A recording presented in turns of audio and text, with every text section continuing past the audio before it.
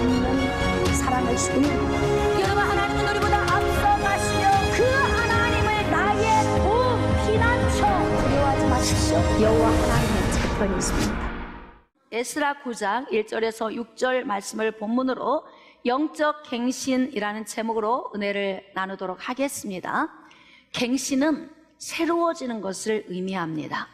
여러분, 새로워지기 위해서는 반드시 각성이라고 하는 단계를 거쳐야 합니다. 각성은 자기 자신을 돌이켜보고 분석하고 검토하고 그리고 반성하고 회개하며 나아가는 과정을 의미합니다. 오늘은 우리가 에스라에 대해 기록된 말씀을 통해서 현 시대를 비춰보면서 우리들의 영적인 상태를 각성하고 갱신하는 그런 은혜로 나아갈 수 있기를 원합니다. 오늘 본문 말씀은 에스라에 대해서 기록된 말씀입니다.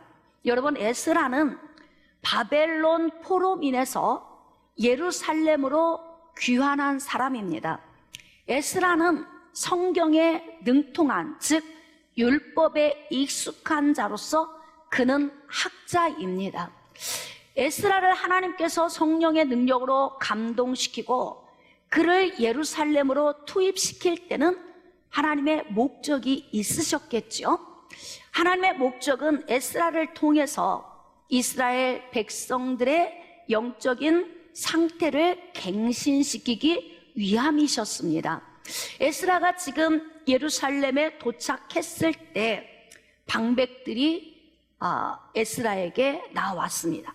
보고하는 사람들의 입에서 나오는 이야기가 원주민들과 성적으로 혼합이 돼서 한 가정을 이루고 그로 말미암아 그들의 우상을 다 들여와서 숭배하고 영적으로, 육적으로, 삼적으로 다 뒤범벅이 돼서 혼합이 된 상태를 가증스럽다고 지금 표현을 하고 있는 거예요.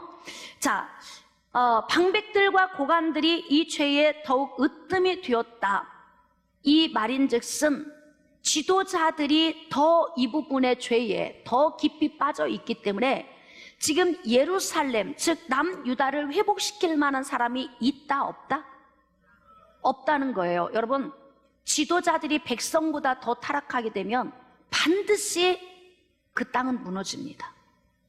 여러분, 백성들이 좀 타락을 해도 앞에서 인도하는 지도자들이, 방백들과 고관들이 깨어 있다면 얼마든지 각성하고 갱신시킬 수 있는 기회가 오는데, 고관들과 방백들이 타락하면 각성하고 갱신할 수 있는 기회를 만들어주지 않습니다. 왜냐하면 본인들이 타락했기 때문에 그래요.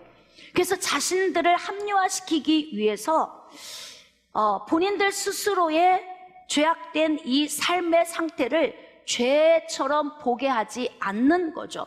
그렇기 때문에 이스라엘이라고 하는 이 민족이 회복할 수 있는 기미가 전혀 없다. 그래서 하나님께서 바벨론 포로민으로 살고 있는 에스라에게 성령의 능력을 부으셔서 에스라를 지금 예루살렘에 투입시킨 거예요. 에스라는 예루살렘을 회복시키기 위해 성령의 감동을 받아 온 사람입니다. 자, 3절입니다. 내가 이 일을 듣고 속옷과 겉옷을 찢고 머리털과 수염을 뜯으며 기가 막혀 앉으니, 하나님의 백성들이 있는 하나님의 땅, 이 가나안 땅, 이 땅에 와서 보니 너무 기가 막힌 거예요.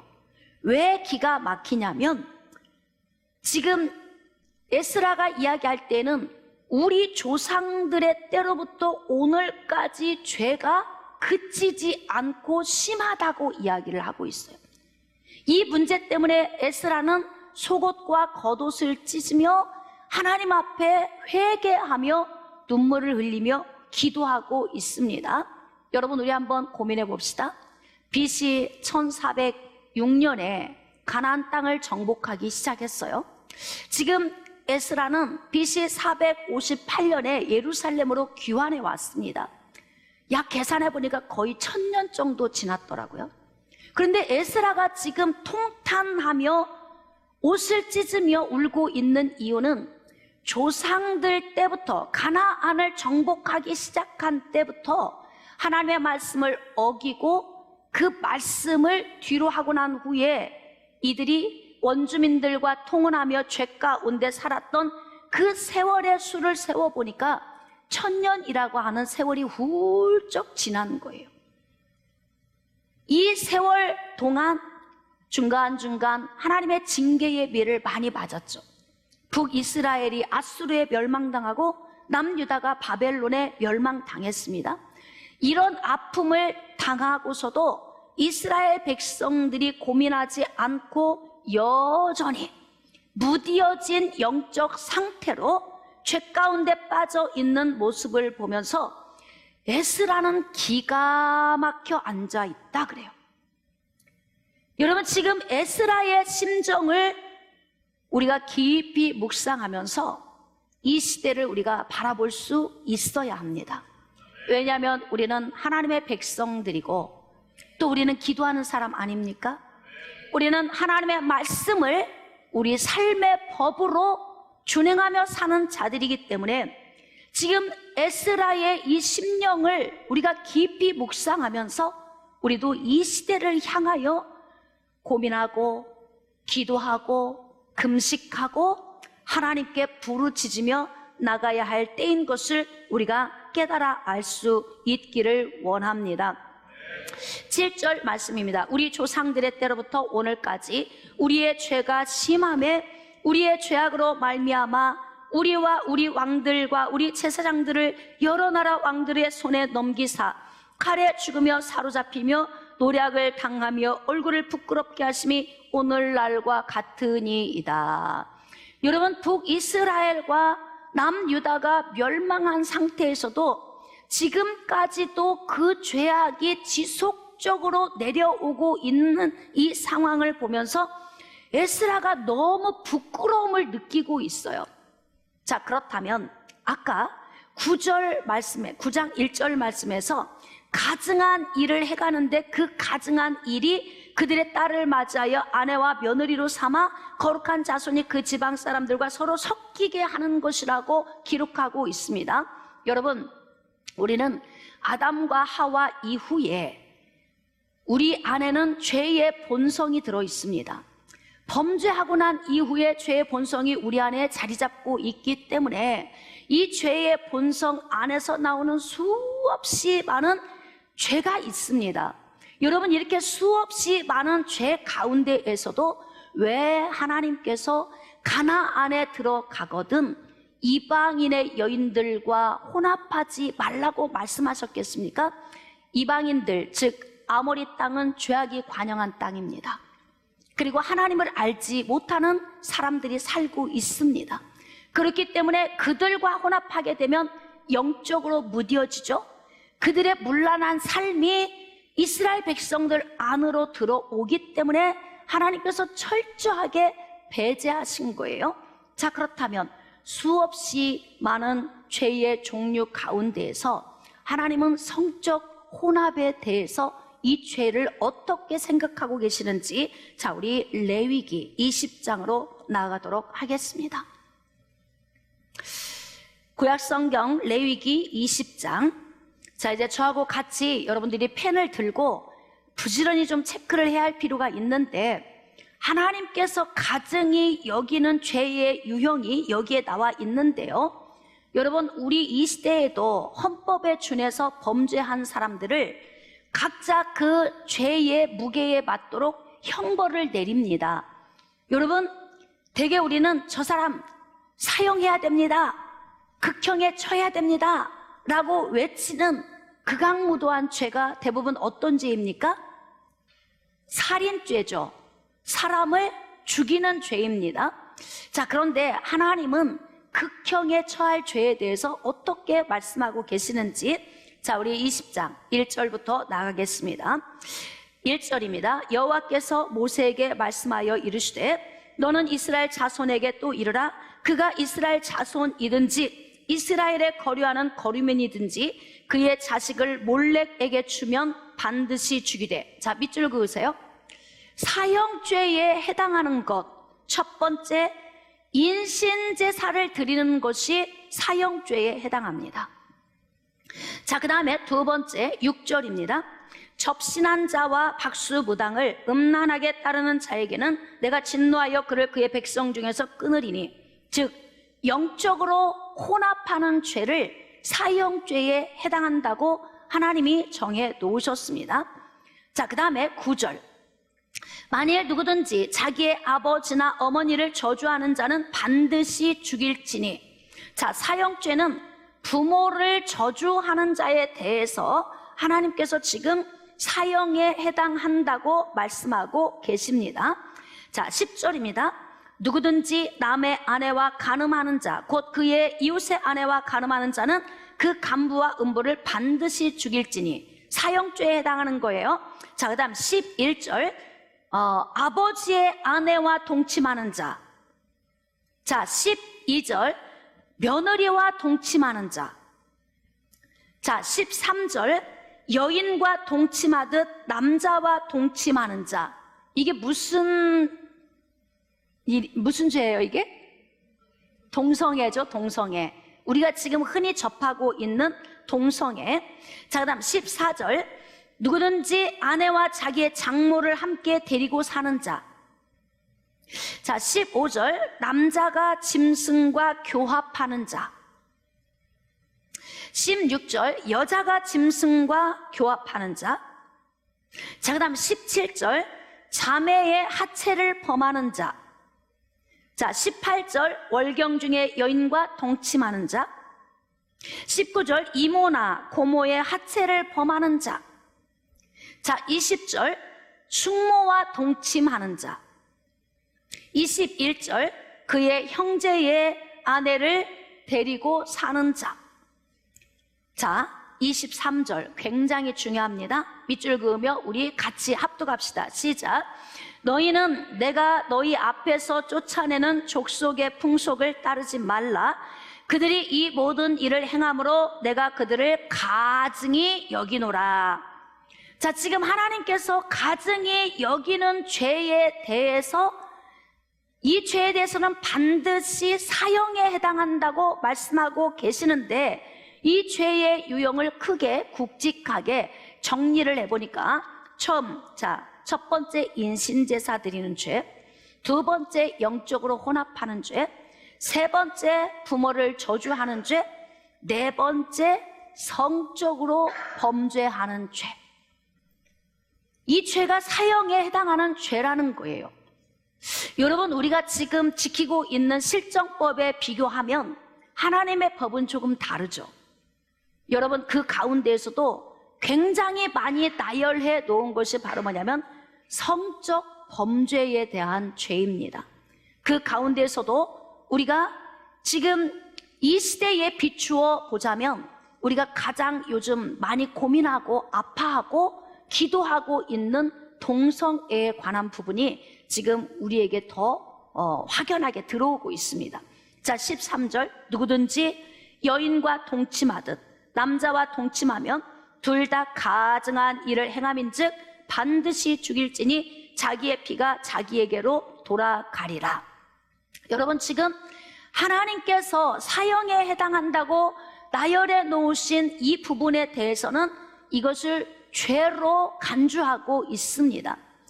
지금 이스라엘 백성들에게 주신 계명과 규례와 명령과 법도, 즉 이 율법은 이스라엘 백성들의 실질적인 삶 속에 적용되는 실정법에 해당합니다.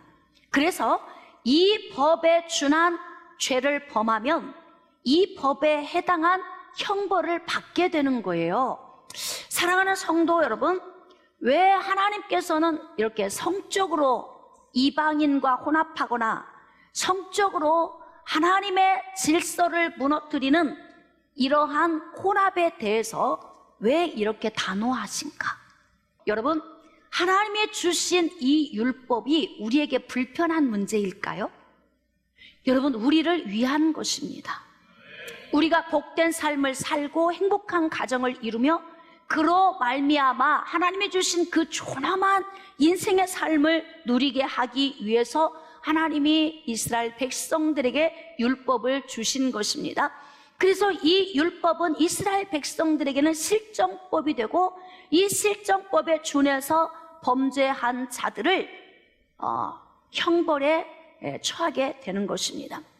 그런데 지금 여자가 여자를, 남자가 남자를 사랑하는 이 부분에 대해서 반드시 죽여야 하는, 사형에 해당하는 범죄 행위라고 이야기하고 있는 거예요. 그런데 지금 이 시대에 우리가 그동안 듣지 못했던 동성애라는 용어를 굉장히 자주 접합니다.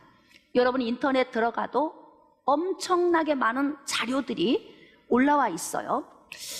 동성애라고 하는 이 용어가 익숙해지고 동성애자들의 행위가 익숙해져 가고 있습니다. 여러분, 듣지도 보지도 못했던 또 모습과 이런 용어를 접할 때 우리는 처음에 굉장히 혐오스럽고 가증스럽다, 이런 느낌을 접했어요. 그런데 시간이 지날수록 우리에게 익숙해지기 시작하면서 그럴 수도 있지? 점점 무뎌지기 시작하는 거예요. 자, 그런데 이 문제가 이제 어디까지 오기 시작하냐면, 우리 아이가 학교 갔다 와서 상기된 얼굴로 저에게 와서 이야기를 해요. 엄마, 우리 학교에 레즈가 많아요. 저도 깜짝 놀랐죠. 그런데 이 아이가 하는 이야기가, 아이들이 떳떳하게 자신들이 레즈라고 이야기를 하고 다닌대요. 부끄럽지 않은 거죠. 죄라고 생각을 안 하는 거예요. 우리를 창조하신 하나님은 우리가 존귀하게 살기를 원하시기 때문에 우리 자신이 더럽혀지거나 아니면은 하나님의 순리, 즉 창조 원리를 거역해서 사는 이 부분에 대해서 하나님은 가증스럽게 여긴다고 기록하고 있습니다. 그런데 지금 죄를 죄로 여기지 않고 또 애정 행각을 아무 데서나 부끄럽지 않게 하고 있다는 거예요. 자, 오늘은 장례식장에서 한 청년을 만났습니다. 자, 그 청년과 대화하던 중에 제가 질문을 했어요. 대학교 안에서 혹시 동성애자들을 자주 접할 수 있느냐 그랬더니 아무 꺼리낌 없이 네 라고 대답을 했어요. 자, 그래서 제가 그 아이에게 질문을 했습니다. 그 사람들이 인권 존중을 받아야 된다고 생각을 하느냐고 제가 질문을 했더니 그렇다고 이야기를 했어요. 자, 그런데 이 아이는 어려서부터 신앙생활을 하는 믿음의 가정 안에 있는 청년이었습니다. 제가 그 이야기를 듣고 나서 더 심히 근심이 되는 거예요. 여러분, 에스라가 예루살렘에 와서 너무 근심스럽다 그래. 이 근심스러운 마음 때문에 속옷과 겉옷을 찢으며 하나님 앞에 금식하며 자기의 속사람을 찢으며 기도하고 있는 거예요. 여러분, 지금 우리는 하나님이 죄로 정해놓으신 이 동성애에 관한 문제가 지금은 인권을 존중해야 한다는 이런 카드를 들고 나와서 우리의 개념이 굉장히 흔들리고 있어요. 헷갈리고 혼란스럽죠. 여러분, 사람은 존엄합니다. 인간이 인간답게 살 권리, 이것이 바로 인권입니다. 사랑하는 성도 여러분, 하나님께서 가증하게 여기시는 이유를 바울이 속 시원하게 기록하고 있어요. 잘 들어주세요. 로마서 1장 26절 27절 말씀입니다. 이 때문에 하나님께서 그들을 부끄러운 욕심, 즉 이탈된 욕정 또는 비정상적인 성욕 또는 변태적 성욕, 이걸 의미하고 있는 거예요. 내버려 두셨으니 곧 그들의 여자들도 순리대로 쓸 것을 바꾸어 영리로 쓰며 그와 같이 남자들도 순리대로 여자 쓰기를 버리고 서로 향하여 음욕이 불릴 듯, 성적인 욕망이 불릴 듯 일어난다는 거예요. 동성애자들의 특징은 이성을 향해서 성적 욕망이 생기지 않는다는 거예요. 성적 감각이 전혀 안 느껴진다는 거죠. 자, 그래서 이들은 뭐라고 주장을 하냐면 우리는 선천적 요인 때문에 그렇습니다 라고 주장하는 거예요. 선천적 요인이기 때문에 우리의 인권을 존중해 줘야 하며 우리는 반드시 인권의 존중을 받아야 합니다 라고 이들은 요구하고 있는 거예요.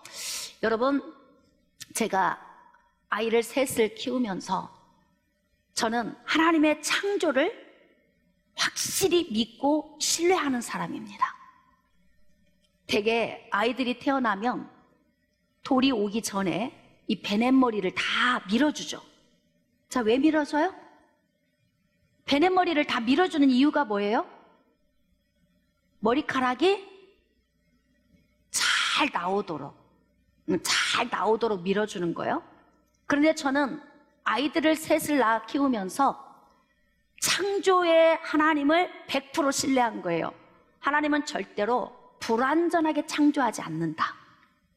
베넷머리를 밀어줘야 머리카락이 잘 나게 한다면 이 창조는 2% 부족한 2% 부족한 창조가 되는 거예요. 불완전한 창조죠. 그래서 저는 아이들의 베넷머리를 한 명도 안 밀어줬습니다. 그런데 여지없이 저의 믿음을 하나님께서 딱 확증시켜 주시는데 머리숱이 수풀을 이뤘어요. 셋 다. 그렇다면 저는 이것을 동성애에 대해서 선천적으로 태어났기 때문에 우리는 어쩔 수 없다. 그러니까 우리가 인권을 존중받아야 된다라고 하는 부분에 대해서 저는 창세기의 말씀을 나누고 싶습니다. 여러분, 창세기 2장에 하나님께서 아담을 창조하시고 독처하는 것이 보기 좋지 않아 아담을 잠들게 하시고 그의 갈빗대를 취해서 여자를 만들어 주셨어요. 남자는 반드시 여자와 하나가 되어야 합니다.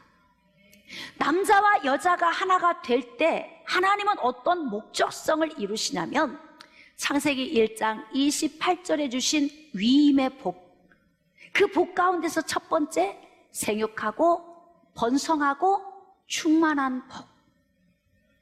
여러분, 가정이 건강하지 않으면 사회가 세워질 수 없습니다. 가정이 무너지면 사회가 무너집니다. 세포에 암이 발병하면 죽습니다. 물론 의학을 통해서 치료를 받아 낫기도 하지만 대체적으로 이 시대에 죽어가는 병이 무슨 병이에요? 암병이잖아요. 암병. 작은 세포에 병이 드는데 그 병으로 인해서 나라고 하는 존재가 무너지는 거예요. 그만큼 여러분, 가정을 무너뜨리는 요인은 사회의 질서 가운데서 암적 요인이 되는 것입니다. 그래서 하나님께서는 가정을 가장 귀하게 여기시고 남자와 여자가 하나가 되어서 자연스럽게 그 안에서 사랑을 하고 자녀를 출산하며 그리고 인류의 문화를 이루어가며 살 수 있도록 하나님의 창조 원리가 그렇게 우리에게 주어진 것입니다. 그런데 이렇게 하나님이 남자는 여자를, 여자는 남자를 사모하는 본성을 우리에게 넣어줬는데 우리가 이 땅에 태어날 때 우리의 본성은 어떻게 태어날까요? 절대 하나님은 불완전한 창조를 하지 않으십니다. 이 땅에 태어나는 모든 사람은 남자는 여자를 보면 매력을 느끼게 돼 있고 여자는 남자를 보면 매력을 느끼게 창조를 하신 거예요. 자, 그런데 지금 바울이 기록한 로마 지역에 있는 교회 성도들에게 기록한 이 말씀의 원리를 보면 남자가 남자를, 여자가 여자를 품는 이 부분을 어떻게 기록하고 있냐면 부끄러운 욕심이라고 말하는 거예요. 뭔가 성적 욕망이 과도하게 나온 변태적 욕망, 성적 이탈됨. 그래서 곧 그들의 여자들도 순리대로 쓸 것을 바꾸어 하나님의 창조 섭리는 순리대로 쓰는 거예요. 남자가 여자를 쓰고 여자가 남자를 쓰는 것. 이 순리가 하나님의 창조 원리입니다. 자, 이 말씀의 원리를 보자면 여러분, 동성애는 선천적인 걸까요? 후천적인 걸까요? 자, 다시 한번. 선천적입니까? 후천적입니까? 그렇습니다. 여러분, 후천적 요인이 오는 이유는 성적 탐욕 때문에 온다는 거예요. 성적 탐욕. 좀 더 강한 쾌감, 더 강한 성적 욕망. 그것 때문에 정상적인 성적인 상태에서 이탈된다는 거죠. 우리는 이것을 변태라 이렇게 이야기를 합니다. 그런데 그런 변태적인 행위를 하고 있으면서 그런 행위에 대해서 정당화하기 위해서 인권을 존중받아야 한다 라고 주장하고 있다는 거죠.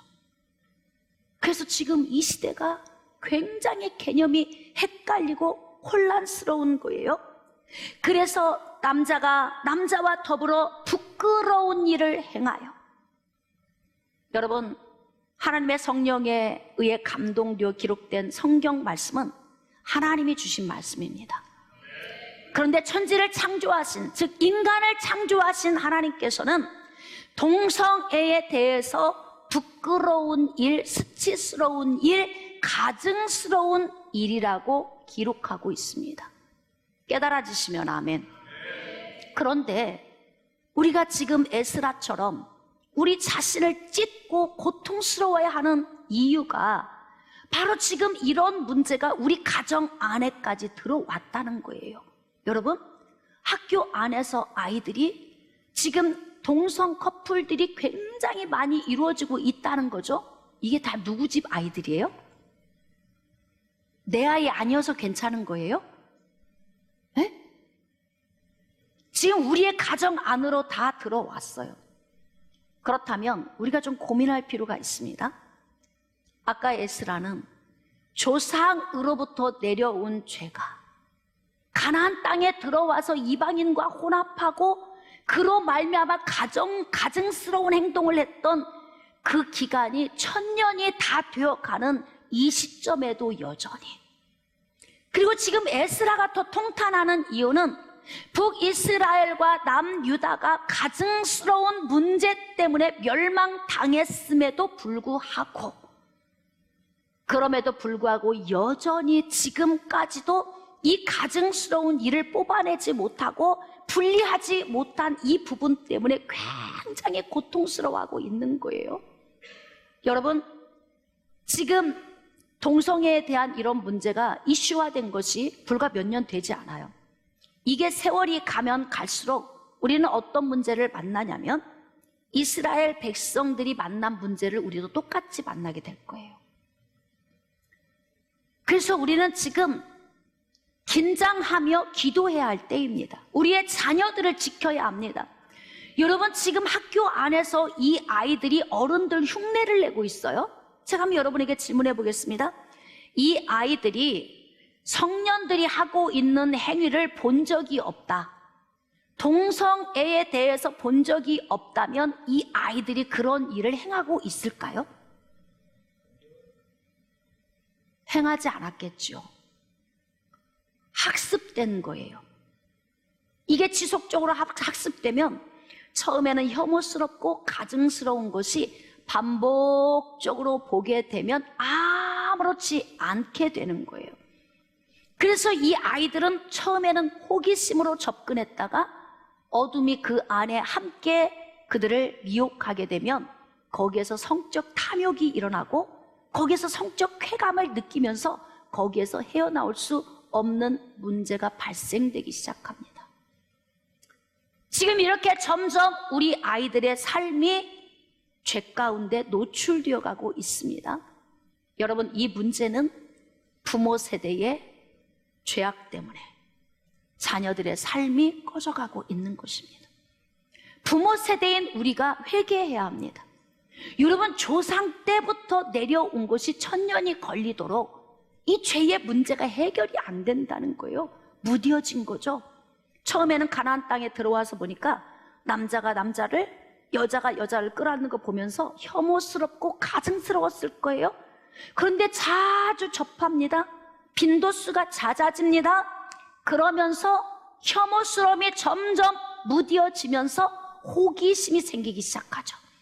그러면서 이들도 그들과 혼합하고 통혼하기 시작하면서 점점 이방인의 여인들과 통혼한 뿐만 아니라 지금 레위기서에서 하나님께서 기록해 놓으신 이 규례에 준한 이 부분의 문제들도 이스라엘 백성들 안에 비일비재하게 일어나고 있다는 거죠.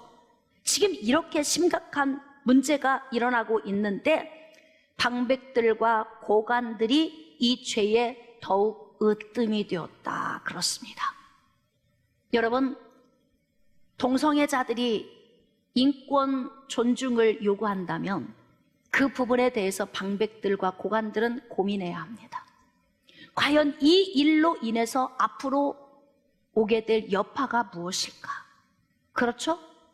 여러분, 동성애자들이 많아질수록 자녀 출산의 숫자는 줄어듭니다. 동성애자들이 많아질수록 상상할 수 없는 질병이 계속 생기기 시작합니다. 동성애자들이 많아지면 많아질수록 가정의 가치관이 흔들립니다. 그래서 가정이 무너집니다. 가정이 무너지면 곧 이어서 사회가 무너지죠. 사회가 무너지면 나라가 무너지게 되는 거예요. 이것이 그만큼 중요한 문제이기 때문에 성적 범죄에 해당하는 이 부분에 대해서 하나님께서 이스라엘 백성들에게 반드시 죽일지니 라고 말씀을 주신 거예요. 여러분, 우리는 지금 시대에 각성해야 합니다. 할렐루야. 그래서 열왕기상 14장 24절 말씀 잘 들어보세요. 그 땅에 또 남색하는 자가 있었고, 남색하는 자는 남자가 남자를 끌어안는 남성 동성애자를 의미하는 거예요. 여호와께서 이스라엘 자손 앞에서 쫓아내신 국민의 모든 가증한 일을 무리가 본받아 행하였더라. 무리가 가증한 일을 본받아 행했다는 거예요. 남색하는 일이 원래 애굽에서 나올 때는 거룩했는데, 그들에게 없었는데 가나안 땅에 들어가면 이미 가나안 땅은 이미 죄악이 너무 관영해 있기 때문에 하나님은 그들의 상태를 다 알고 계시니까 그 땅을 밟기 전에 하나님께서 이들에게 규례를 주실 때에 그들과 섞이지 말아라. 섞이지 말아라. 그런데 여러분, 제가 지금 청소년들과 만나서 대화를 하는데 이 아이들은 불신자들이 아니고요, 신자들이에요. 그럼에도 불구하고 이 아이들조차도 인권 존중해줘야 합니다 라고 이야기를 합니다. 여러분, 동성연애는 반드시 죄입니다. 하나님이 그렇게 규정하고 계십니다. 그래서 그 죄에 대해서 존중해줘야 한다고 외친다면 반드시 이것은 불법입니다. 사랑하는 성도 여러분, 이러한 불법이 난무하고 있는데 방백과 고관들이 인권을 존중해야 한다고 차별을 금지하자라고 이 법안을 통과시킨다면 어떤 일이 벌어질까요? 동성애가 죄입니다라는 말을 할 수가 없어요. 그리고 버젓이 공공장소에서나 아니면 길거리에서 버젓이 남색하는 자들과 또 여성 동성애자들이 자신들의 이 성적 이탈된 행동을 할 때에 그 어떤 것으로도 그들을 제재할 수 있는 방법이 없는 거예요. 왜? 법이 보호해 주기 때문에 그래요. 잘 생각해 봅시다. 여러분, 가정을 무너뜨리고 사회를 무너뜨리고 나라가 무너질 수 있는 이 암적 요인을 보호해 줘야 하는 법이 생긴다면 정말 심각한 문제입니다. 사랑하는 성도 여러분, 우리는 지금 기도할 때입니다. 우리는 깨어서 기도할 수 있기를 원합니다. 그런데 열왕기상 15장 12절 말씀에 남색하는 자를 그 땅에서 쫓아내고 그의 조상들이 지은 모든 우상을 없앴다. 남유다의 세 번째 왕 아사는 그 땅에서 남색하는 자들을 다 뽑아냈다는 거예요. 여러분, 지금 동성애에 대해서 개념이 혼란스러워지고 아직은 이것이 차별 금지에 대한 이 법안이 통과되지 않은 이 상태에서 뽑아내고 해결되지 않으면 반드시 이걸 손댈 수 없는 누룩과 같이 번지는, 그로 말미암아 부패한 땅에서 살얼음판을 걷듯이 살게 되는 이런 문제가 우리에게 지금 코앞에 다가와 있다는 거예요. 아사 왕은 남색하는 자를 그 안에서 다 쫓아냈다 그래요. 자, 열왕기상 22장 46절 말씀. 그가 그의 아버지 아사의 시대에 남아있던 남색하는 자들을 그 땅에서 쫓아내었더라. 여러분, 동성애는 요즘 지금 현재 시대에 생긴 죄가 아니에요. 우리는 이 땅에 태어날 때에 죄의 본성을 가지고 태어납니다. 죄의 본성 속에서 매일같이 우죽순처럼 자라나는 수없이 많은 죄가 있습니다. 그 죄 가운데에서도 왜 하나님께서는 이 동성애에 관한 부분에 대해서 이렇게 단호하게 말씀을 하시냐면, 그 죄가 그만큼 끼치는 악한 영향력이 크기 때문에 그래요. 여러분, 죄는 파괴적입니다. 그런데 모든 죄의 파괴력이 다 같지는 않습니다. 각자 죄의 파괴력이 다른데, 이 동성애적인 죄의 파괴력은 가정을 무너뜨리고 사회를 무너뜨리고 민족을 무너뜨리는 이런 암적 존재의 요인이기 때문에 계속 뽑아내야 합니다. 소돔과 고모라 성에도 남색하는 자들이 있었어요. 여러분, 죄가 세상에 들어온 이래 모든 죄는 다 존재했습니다. 그러면 제가 여러분에게 한번 질문해 보겠습니다. 이 동성애가 갑자기 생긴 것일까요? 계속 지속해 오던 부끄럽고 수치스럽게 여기던 죄가 담대하게 드러난 것일까요? 담대하게 드러난 거죠. 없었던 게 아니에요. 있었어요. 그러나 불과 얼마 전까지만 해도 음지에서 숨어서 부끄럽게 수치스럽게 여기고 양심의 법에 의해서 이것이 죄인 것을 깨달아 알기 때문에 음지에서 행해지던 이런 일들이 이제는 버젓이 양지로 나오고 있어요. 그만큼 죄의 위력이 강해진 겁니다. 그리고 이 죄의 위력은 지금 나라와 민족을 무너뜨리기 위해 전 세계에 있는 모든 가정들과 하나님의 창조 섭리를 거스르며 무너뜨리기 위해서 지금 순식간에 번져가고 있어요. 여러분, 어른들이 행하는 이러한 행위들을 자녀들이 보면서 아무렇지 않게 아이들이 학교 안에서도 비일비재하게 볼 수 있다면 우리의 자녀들이 안전하다고 말할 수 있겠습니까? 사랑하는 성도 여러분, 바로 동성애는 순리를 거슬러 영리를 사용하는 거예요. 하나님의 창조 섭리를 거역하는 것입니다. 그렇기 때문에 동성애는 인권을 존중받아야 할 문제가 아니고 그들의 그 행위는 반드시 정죄받아야 하는 죄임에 틀림없다는 것입니다. 그래서 이렇게 종종 이스라엘 땅에 있는 남색하는 자들을 여호사밧 왕도 아사 왕도 계속 축출해 낸 거예요. 참 지혜로워요. 여러분, 지금 이 땅에서 우리가 이러한 죄의 문제를 축출할 수 있기를 원합니다. 어떤 방법으로 축출해야 할까요? 참 많이 고민이 됩니다. 가장 먼저는 성인들이 올린 동영상, 동성애자들의 동영상, 동성애자들의 사진, 동성애자들에 대한 정보, 이러한 부분이 인터넷에서 다 내려와야 합니다. 여러분, 자녀들을 사랑하십니까? 우리의 자녀들이 복을 받아 누리기를 원하십니까? 그렇다면 부모 세대인 우리가 회개하고 각성함으로 말미암아 이 모든 우리의 개념을 혼란스럽게 하는 이러한 지식의 요인들을 전부 다 삭제하고 내리고 정화 작업을 해야 해요. 그리고 어떻게 우리 미래의 자녀들 앞에서 버젓하게 가증스럽고 그 수치스러운 얼굴이 뜨뜻한 이러한 문제를 버젓이 광장에서 펼쳐낼 수 있는가? 이 부분에 대해서 우리는 통회하고 자복하면서 우리의 기성 세대들이, 어른 세대들이 우리가 회개하며 나아가야 합니다.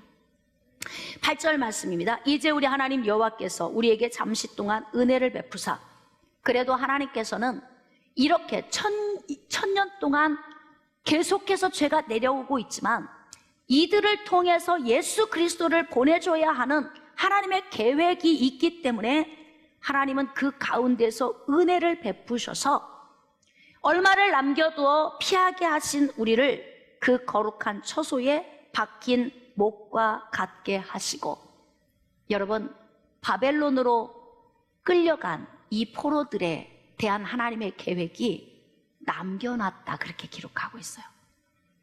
포로로 끌려가서 이방에서 비참한 삶을 산 게 아니고 가나안 땅에 있는 이 죄악이 관영한 땅에서 거룩하게 구분하기 위해서 하나님께서 바벨론으로 이들을 이끌어 가셨다. 지금 에스라는 그렇게 기록하고 있어요.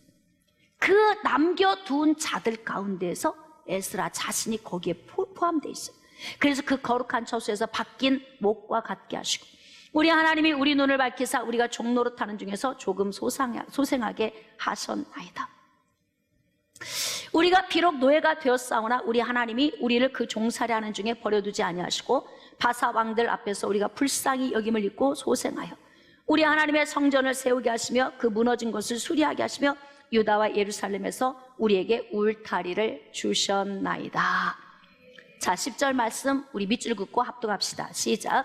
우리 하나님이여 이렇게 하신 후에도 우리가 주의 계명을 저버렸사오니 이제 무슨 말씀을 하오리이까? 이제 이게 문제 아닙니까? 하나님께서 바벨론의 포로로 끌려가서 박힌 목과 같이 거룩하게 구분해서 남겨둔 그들을 파송시켜서 보낼 때까지도 그들이 멸망하고 1차 스룹바벨을 통해서 하나님이 귀환시키고 성전을 재건하게 하시고 하는 하나님의 그 은혜가 계속 임하는 가운데에서도 이스라엘 백성들은 자각하지 않았다는 거예요. 자신들의 죄를 각성하지 않았다는 겁니다. 여러분, 영적 갱신이 이루어지려면 반드시 영적 각성이 이루어져야 합니다. 각성은 자기 자신을 돌이켜 보는 거예요. 우리가 지금 성경에 나온 것만 보는 것이 아니라 성경에서 일어난 그러한 범죄 행위가 이 시대에 지금 버젓이 일어나고 있는 지금 현 시대를 영적으로 어떻게 읽을 것인가, 이 부분에 대해서 우리는 스스로 우리의 삶의 상태를 잘 관찰하면서 영적으로 각성할 필요가 있습니다. 할렐루야. 우리의 가정들을 돌아봅시다. 우리 각 사람이 여러분 가정에 돌아가시거든 여러분이 학자 에스라처럼 각성하는 그런 은혜가 있기를 원합니다.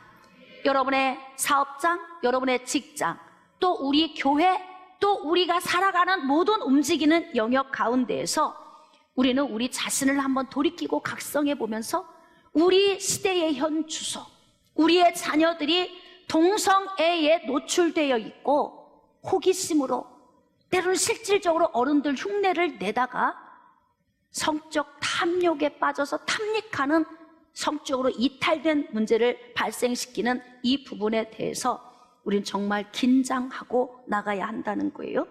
하나님께서 이렇게 시시때때로 은혜 주셔서도 깨닫지 못해. 참 이제 이게 심각한 거예요. 자, 13절입니다. 우리의 악한 행실과 큰 죄로 말미암아 이 모든 일을 당하였사오나 우리 하나님이 우리 죄악보다 형벌을 가볍게 하시고, 이게 은혜 아닙니까? 그래서 우리가 지금 존재하고 있는 거예요. 그렇다면 하나님이 그렇게 우리에게 은혜를 주시고 있다면 우리는 어떻게 해야 되는가? 영적 각성을 행해야 됩니다. 자, 14절 밑줄 긋고 합독합시다. 우리가 어찌 다시 주의 계명을 거역하고 이 가증한 백성들과 통혼하오리이까? 여기서 돌이켜야 하는 겁니다. 사랑하는 성도 여러분, 지금 우리 자녀들과 대화 많이 나누셔야 돼요. 돌아가서 여러분들이 여러분의 자녀들과 대화 많이 하셔야 됩니다. 그리고 우리 자녀들이 이러한 죄악에 노출되어 있지 않는지 확인하셔야 됩니다.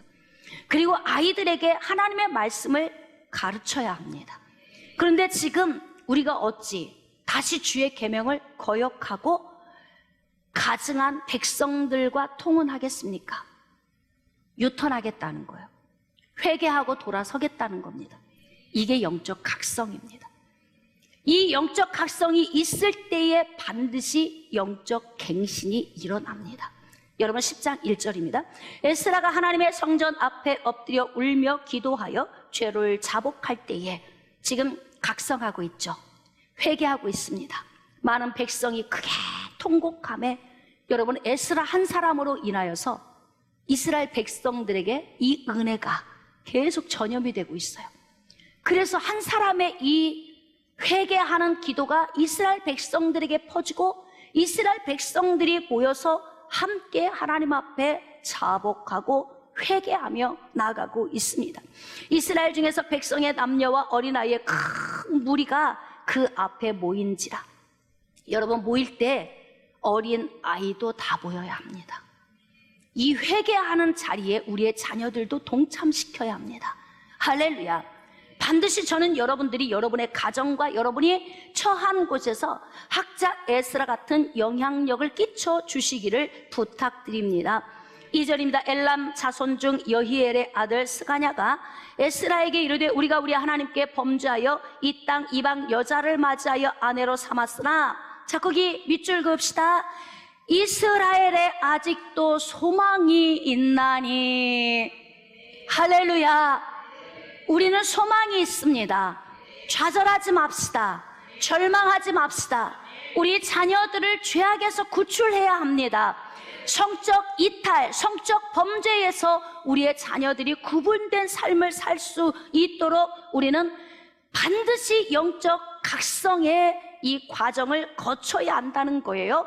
지금 우리가 이런 말씀을 보고 있는 것 자체가 소망입니다. 이 말씀이 전 세계에 울려 퍼질 때 각성 운동이 일어날 수 있기를 원합니다. 그렇다면 하나님의 나라는 반드시 회복됩니다. 사랑하는 성도 여러분, 인권 존중이라고 하는 카드를 들고 나와서 동성애에 대한 이 죄악을 자꾸 미화시키고 합리화시키려고 하는 이 부분에서 그 부분을 보호하기 위해서 준비하고 있는 법이 차별금지법입니다. 이 법이 통과하면 제재할 수 없어요. 아무도 손댈 수 없습니다. 여러분 지금 이스라엘 백성들이 회개하고 하나님 앞에 나아가서 그들 안에 있는 이 무리들과 분리하기 위해서 지금 작업을 하고 있는 거예요. 학자 에스라가 이스라엘 백성들을 다 모이게 했습니다. 그리고 이방 여인과 통혼한 사람들 전부 조사했습니다. 그리고 그들의 명단을 가지고 와서 그들을 분리시키기 시작하는 거예요. 사랑하는 성도 여러분, 혼합했다면 분리해야 합니다. 지금이라도 돌아서서 회개하면 하나님은 용서해 주십니다. 아무리 큰 죄라도 성령을 해방하는 죄가 아니라면 우리가 예수 그리스도를 믿고 우리의 죄를 자복하고 회개하고 나오면 우리는 용서받을 수 있습니다. 사랑하는 성도 여러분, 우리가 이 시대를 바라보며 민족적인 회개와 또 영적 각성을 통해서 나라와 민족이 새로워지고 우리의 가정들이 새로워지고 우리의 가정들이 건강하게 회복됨으로 말미암아 영적 갱신이 이루어지고 건강한 나라와 민족이 세워지기를 위해서 학자 에스라처럼 영적 각성과 영적 갱신을 촉구하는 이런 사역이 여러분의 가정과 삶 속에서 일어날 수 있기를 주님의 이름으로 축복합니다.